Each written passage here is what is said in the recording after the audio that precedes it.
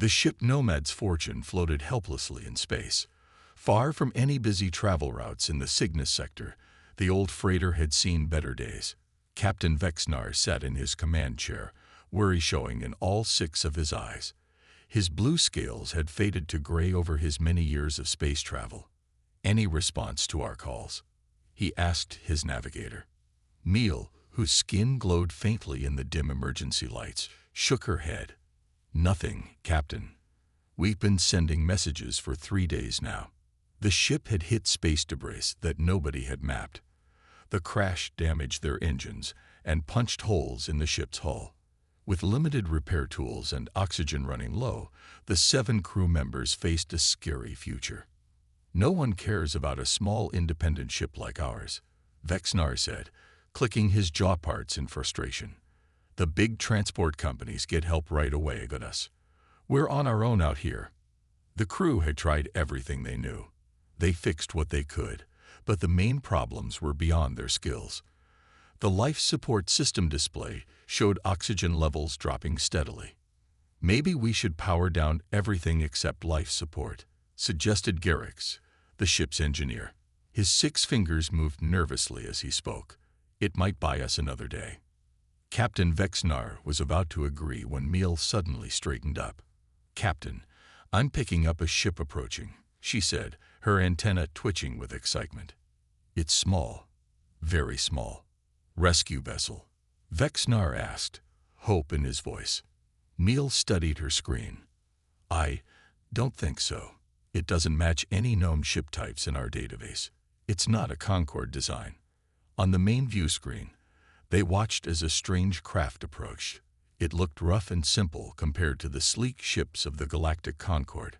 Parts of it seemed almost pieced together from different materials, yet it moved with surprising grace as it came closer. "They're slowing down near our position," Meal reported. The communications panel suddenly lit up with an incoming signal. The crew fell silent as Captain Vexnar accepted the call. "This is Jack Reynolds of the Independent Transport Second Chance," came a voice through the speakers. "I received your distress call. How can I help?" The alien crew looked at each other in confusion. The voice sounded unlike any species they knew. "Identify your species and Concorde registration," Krell, the security officer, demanded. His defensive quills stood up along his back. A pause followed, then what sounded like a soft laugh. "I'm human," the voice replied, "and I don't have Concorde registration. I'm an independent operator." "Human," Vexnar whispered to Meal. "Check the database." Meal's fingers moved quickly across her console. "No records found, Captain. This species is unknown to us." The situation made everyone nervous. The Galactic Concorde had strict rules about contact with unregistered species. Such encounters could mean trouble, even punishment. "What are you doing in this sector?" Vexnar asked the stranger. "I was passing through when I picked up your emergency signal," Jack Reynolds answered. "Look, I can see the damage to your hull from here. Your oxygen must be getting low. Do you want my help or not?" Vexnar looked at his crew. Their options were simple: accept help from this unknown being or face certain death waiting for official rescue that would never come. "Yes," the captain finally said. "We need your help." "Good," Jack replied. "I'm coming alongside now. Get your airlock ready." Krell paced back and forth on the bridge, his quills rising and falling with each step. "This is against every rule we have," he said, pointing at the screen showing Jack Reynolds working outside their ship. "We know nothing about humans. They're not in the Concorde database." Captain Vexnar watched the screens closely. The human moved with skill as he fixed the holes in their ship's hull. Jack floated in space, his suit patched in many places but still working well. He carefully applied sealant to the damaged areas. "Would you rather die following the rules?" Meal asked Krell. No Concorde ship answered our call. Inside the ship, the crew gathered around the main viewing screen. None of them had ever seen a human before. Jack worked steadily, using materials from his own small ship to patch the asterisk Nomad's Fortune asterisk. "I've checked every database we have. Meal reported, scrolling through the ship's information system. Humans come from a star system called Sol, but it's in a part of space the Concorde hasn't explored yet. Captain Vexnar knew he had broken important rules by letting the human help them. The Galactic Concorde had strict laws about contact with unknown species, but with their oxygen running out, they had little choice. The communication system beeped. "Captain," came Jack's voice through the speakers. "I've fixed the biggest holes in your hull. The patches will hold for now. Can I come aboard to look at your engine problems?" Vexnar hesitated only briefly. "Yes, use the main airlock." "This is madness," Krell hissed. "We should contain him as soon as he enters. We don't know if his kind carry diseases or—" "Enough," Vexnar said firmly. "He's saving our lives when no one else would." The airlock cycled open, and Jack Reynolds stepped onto the ship. He removed his helmet, revealing a face unlike any the crew had seen before. He had only 2 eyes instead of multiple pairs like many species, simple ears on the sides of his head, and hair growing on parts of his face. "Nice ship you've got," Jack said, looking around with interest. "Tralaxian design, right? These old freighters were built to last." The crew stared in surprise that he recognized their ship type. "I've been examining your engine problem from the readings I could get outside," Jack continued. "You've got a blown power coupling and damage to your antimatter containment system. I can fix it, but we'll need to make a new part." "Our fabricator is damaged," Vexnar explained. Jack nodded. "I thought that might be the case. Good news is, I've got one on my ship. It's small, but it should work for what we need." As the human returned to his vessel to get his equipment, Krell approached the captain. "Sir, this is against at least 17 different Concorde regulations," he said quietly. "If the authorities find out, we could lose our ship license. You could lose your captain's position." Vexinar's mandibles moved slowly as he considered this. "And yet," he said finally, "when we sent out our distress call to the entire sector, who answered? Not our fellow Concorde members, not the patrol ships that are supposed to help vessels in trouble. This human, this stranger from an unknown world, was the only one who came." Neil joined them. "Something seems wrong with the Concorde if its rules would have us die, rather than accept help from someone different. Let's see what this human can do," Vexnar decided. "If we survive, we can worry about the rules later." Through the viewport, they watched as Jack returned from his ship carrying a bag of tools and equipment, ready to fix what the entire Galactic Concorde had ignored. Jack Reynolds sat on the floor of the engine room, surrounded by tools and parts.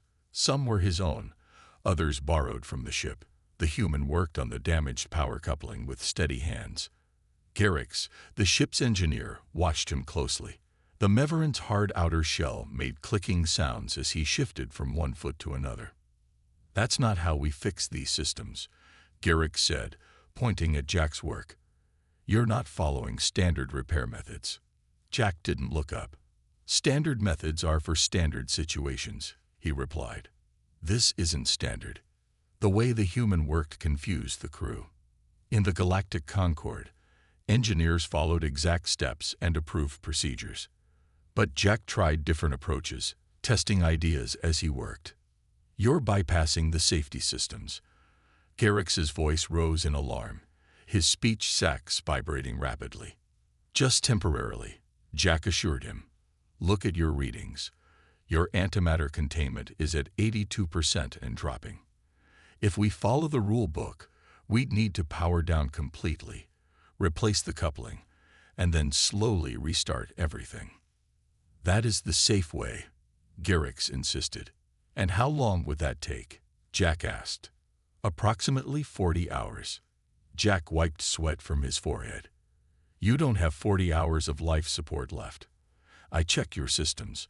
You've got maybe 28 hours before oxygen levels become dangerous." Captain Vexnar entered the engine room quietly.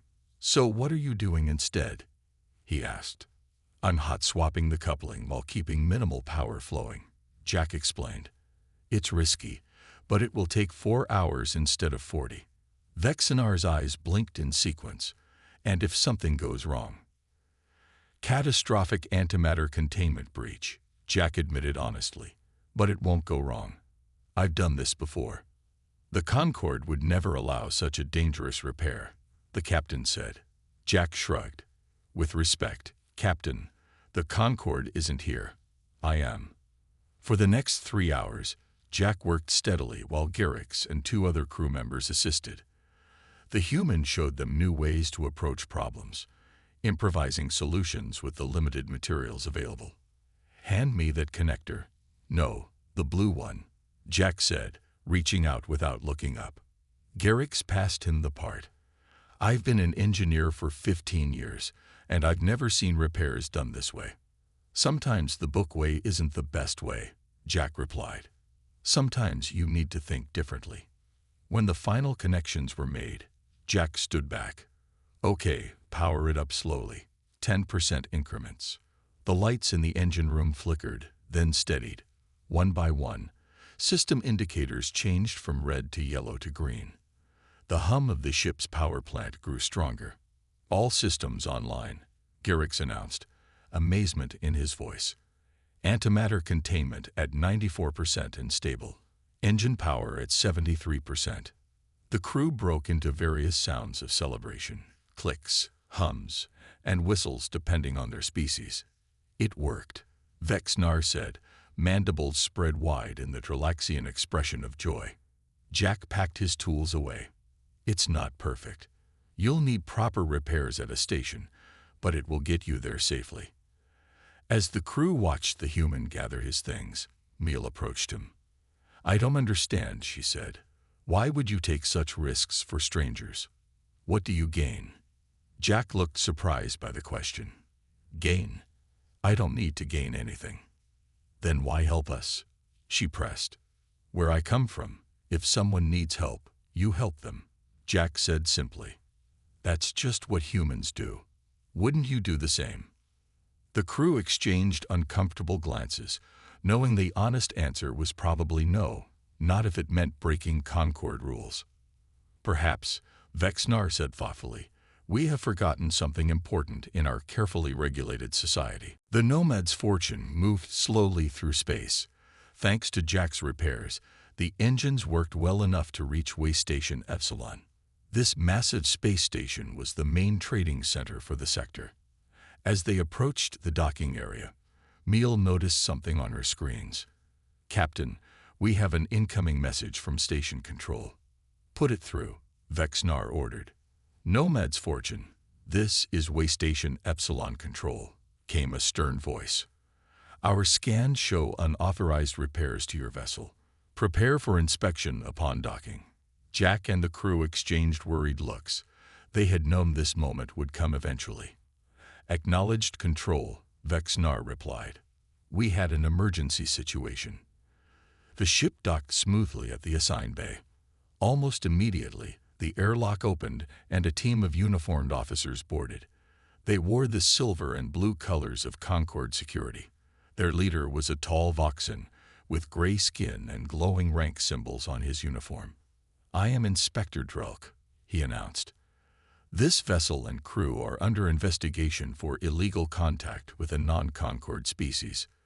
The security officers moved into the ship, scanning everything with their devices. When they saw Jack standing with the crew, several officers reached for their weapons. This is the unregistered alien, Inspector Drelk said.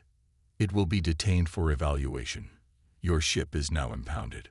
Wait, Vexnar stepped forward.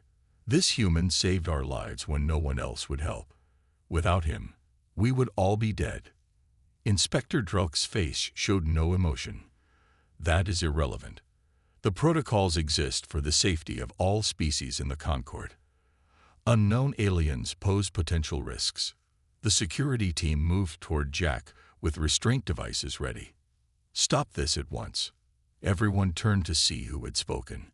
A tall figure in flowing robes approached from the docking area. Her skin had patterns of light moving across it, marking her as a high-ranking Meridian. Ambassador Lisvalia, Inspector Drelk said, bowing slightly. This is a security matter, not a diplomatic one. I will be the judge of that, she replied. Her voice was calm but firm. "I wish to hear the full story before any action is taken." Within an hour, a hearing was arranged in one of the station's meeting rooms. Jack stood before a hastily gathered panel of officials, with Ambassador Lisvelia sitting at the center. "Let me understand," the ambassador said after hearing all sides. "You intercepted a distress call and responded, despite not being part of our Concord." "Yes," Jack answered simply. "They needed help." "And you were aware that contact with Concord species without authorization is forbidden?" "No, I wasn't aware of your rules," Jack said. "Where I come from, helping others in danger is just what we do." Inspector Drelk interrupted. "This is precisely why protocols exist. Unregistered species don't understand our laws." "I understand that your laws would have left 7 innocent beings to die," Jack replied calmly. "I question a system that values rules over lives." A murmur went through the room. No one had heard anyone speak so directly to Concord officials before. Ambassador Lisvelia studied Jack with interest. "What does your species want in return for this help?" "Trade agreements. Technology exchange." Jack looked confused. "Nothing. That's not why humans help others." The officials exchanged glances, clearly unable to understand his motivation. "This is most unusual," the ambassador said finally. "Perhaps our protocols need reconsideration. It seems we have become so focused on rules that we've forgotten their purpose." She turned to Inspector Drelk. "The human will remain on the station under restricted movement until the Council can fully review this matter. The ship and crew are released with a warning." As they left the hearing room, Vexnar approached Jack. "This is not over," he said quietly. "But you have started something important." 3 days passed since the hearing. Jack Reynolds sat alone in the station's observation lounge, watching ships come and go. Though not officially a prisoner, security officers followed him everywhere he went. Most station residents stayed away from him, staring from a distance at the strange alien. Jack didn't mind the quiet. The lounge had a large window that showed the beauty of space, and he enjoyed watching the various alien ships dock and depart. His thoughts were interrupted when loud alarms suddenly started blaring throughout the station. "Emergency! Emergency!" announced a computerized voice over the speakers. "Structural damage detected in Habitation Ring C. All residents must go to emergency shelters immediately." People in the lounge jumped up in panic. Security officers appeared at the doors, directing everyone toward the evacuation routes. Jack noticed how they focused only on moving people, not on solving the actual problem. Instead of following the crowd, Jack moved in the opposite direction. He headed toward Habitation Ring C. "Human. Stop," shouted a security officer. "You must go to the designated shelter areas." "I have experience with hull repairs," Jack called back without stopping. "I can help fix this." Before the officer could grab him, Ambassador Lisvelia appeared in the corridor. "Let him pass," she ordered. "I will take responsibility for him." Together, they hurried toward the damaged section. When they arrived, they found station workers in a panic. A small space rock had hit the station, punching through the outer wall.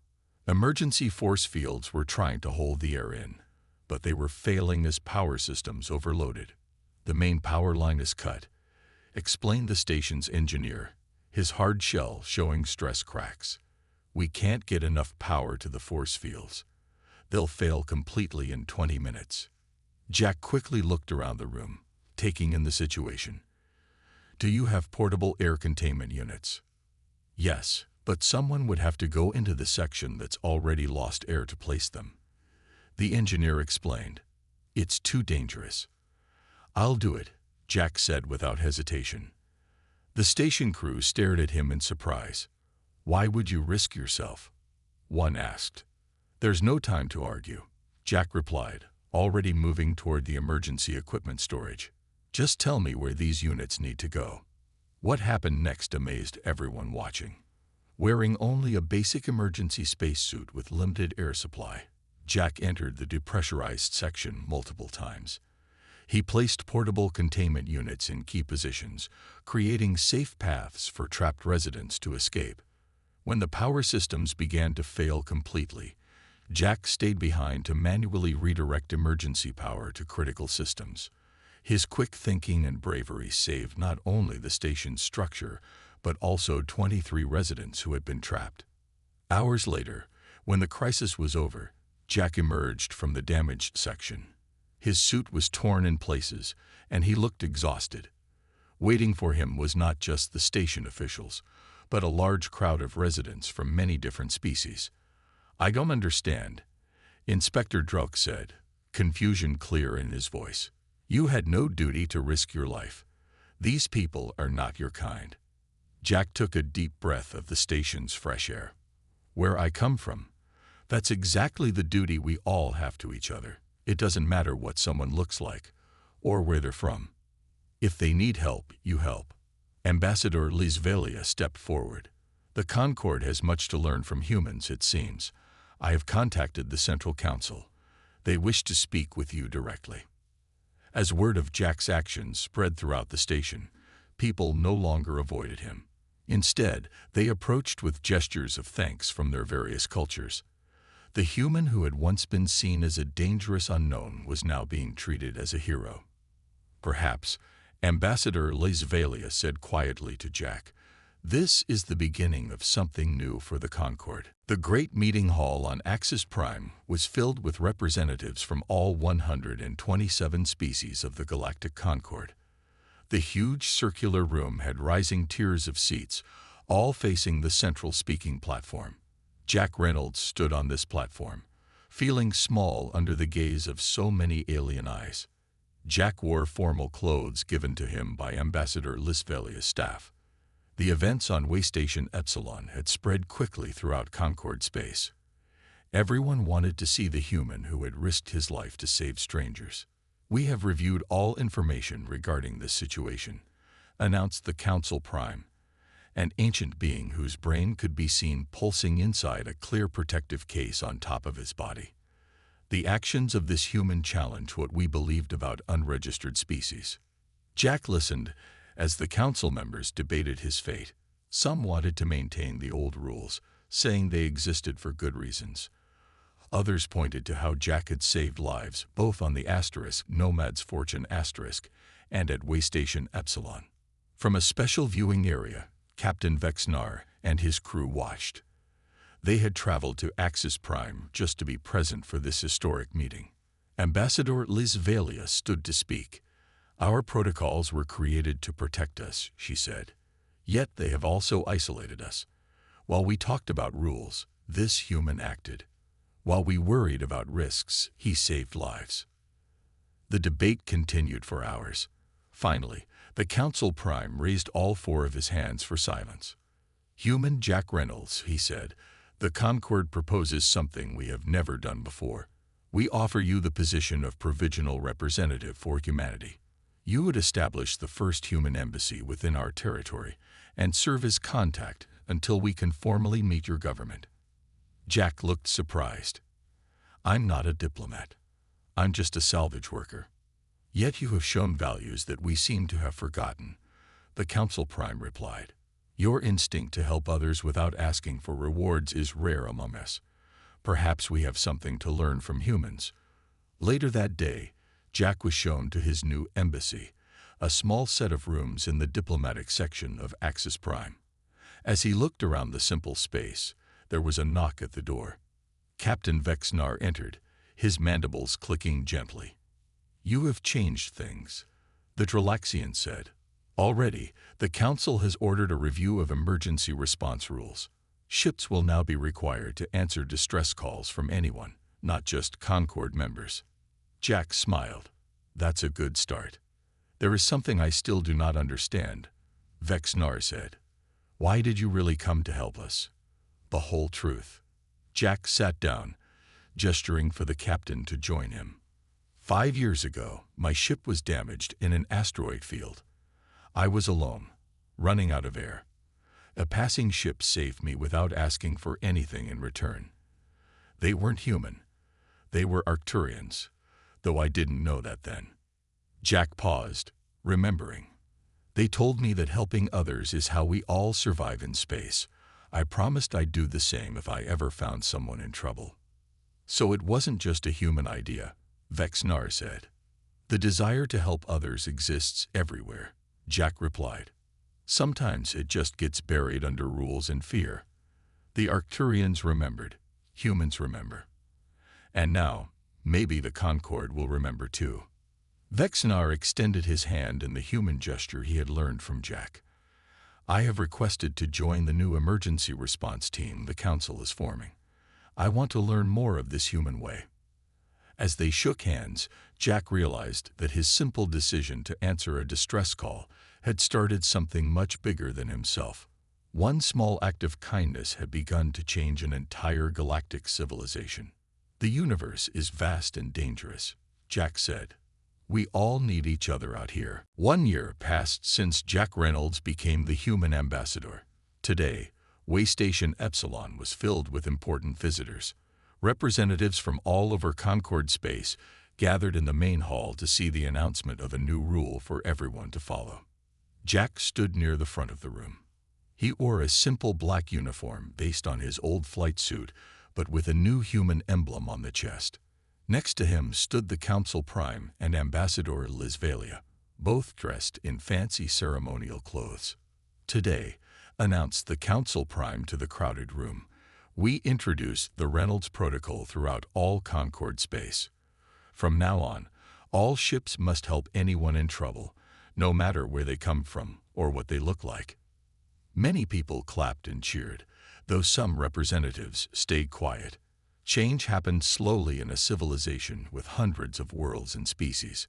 After the ceremony ended, a young Forian cadet approached Jack.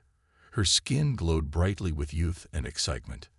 Ambassador Reynolds, she said nervously, I joined the first Concord emergency response team. They're teaching us your human ways of solving problems and taking smart risks. Jack smiled. They're not really human ways. They're just what anyone should do when others need help. That's what our teachers said you would say, she replied. But before you came, no one thought like that. No one cared enough to risk themselves for strangers. Later that day, Jack visited the newly built rescue ship named First Response *. Captain Vexnar, now commander of this special vessel, welcomed him to the bridge. We got a message from your home planet, Vexnar said. The Concord visitors were welcomed on Earth. It looks like official relations between humans, and the Concord will start soon. Jack nodded, looking at the stars on the main screen. How many emergency calls has the new fleet answered so far? 73 in just the last month, Vexnar replied proudly. We saved 42 ships and their crews. None of our rescue workers were hurt. His mandibles clicked in what Jack now knew was a smile. It seems your way works. The communication panel made a sound, and a young officer answered it. He turned to them with excitement. Captain, we're getting a distress call from an unknown ship in the Nixian expanse. Set course immediately. Maximum speed, Vexnar ordered without hesitation. Jack smiled as he watched the crew prepare for rescue. One human had made a difference, but it was how the Concord species responded that truly mattered. They had always been capable of caring. They had just forgotten how important it was. As the First Response jumped to faster than light speed, Jack thought about the lonely freighter that had drifted in space a year ago. His simple decision to help had changed the history of the galaxy in ways he never could have imagined. In the years since becoming ambassador, Jack had helped establish training programs for emergency crews. He had worked with engineers to design better rescue equipment. Most importantly, he had shown the Concord that helping others wasn't just a human trait. It was something all species could share. The First Response raced toward another ship in trouble, carrying the message that no one would be left alone in the darkness of space again. No one had cared until a human came to help. Now, everyone would.